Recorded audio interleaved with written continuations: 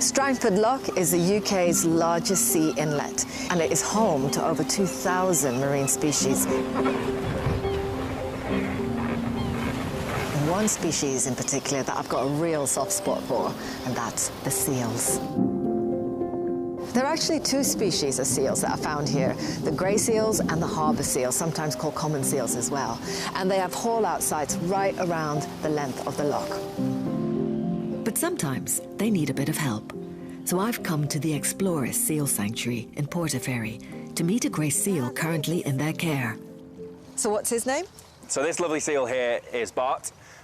He came into us in January of this year. Unfortunately, he was hassled a little bit by the public, and that forced him to seek refuge in somebody's garden. So we went out and we rescued him. What size was he? So he was probably about this big. He wasn't very big, and he had a nice white coat. So grey seals, they're born with a white lanugo coat, and they can't actually swim during that period, so it's a really important period to make sure that they don't go into the water. So what goes into rehabilitating a seal to get it to the point where he's at release weight? The first couple of days, we give them oral rehydration solution, and then we move slowly on to fish soup. So we get herring, and we put it in a blender with salmon oil and vitamins, and then we blend it all up, put it into a syringe, and that's how we feed him until he learns how to eat fish. So Bart here, great name by the way, Bart is going to be released today. What's the process? So what we'll do is we'll drain the pool, and we'll give him one final inspection, we'll weigh him, and then he'll get taken back to the beach to be released then. Oh, is that right? Well, Bart has something to say about that too, doesn't he? So this is quite an exciting moment. They've drained the water from this pool and they're leading Bart round over the concrete there. And also Bart does have a bit of a reputation. He is quite feisty.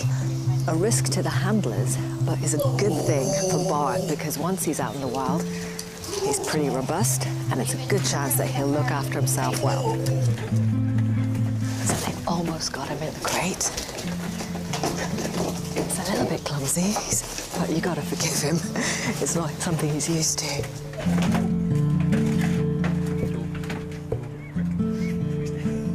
And now he's in his crate. Got to get the door pretty quickly there. And he's in. The next step is to ferry him down to the beach. It's only 10 minutes drive from here, where he'll be released back out into the sea. That's gonna be a magnificent moment.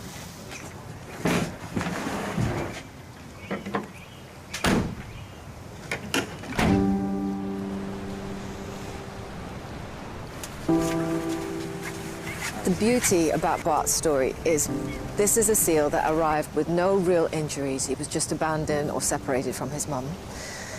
He's now grown to an amazing release weight. He's heavier than they need him to be. We know he's feisty, we know he's strong, and we know he's bold. And all those things combined put him in the best possible position for a successful release to do well out there at sea once he's in the wild. And here he comes.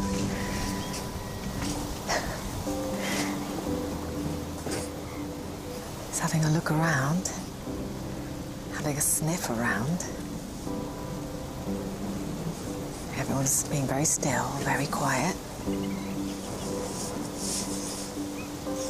Oh my gosh, this is it. This is the first moment he's entered the water in the wild since he was rescued back in January when he was just a little pup. And this must be an amazing moment, not just for him, but for the handlers behind me. Oh my gosh, there he goes. It's a really strange moment. You sort of think you want to be punching the air and whooping and cheering for joy. Of course, it's amazing, but it's also kind of scary as well, watching this little seal heading out into the big, wide open. But it's also beautiful, and that is exactly where Bart belongs.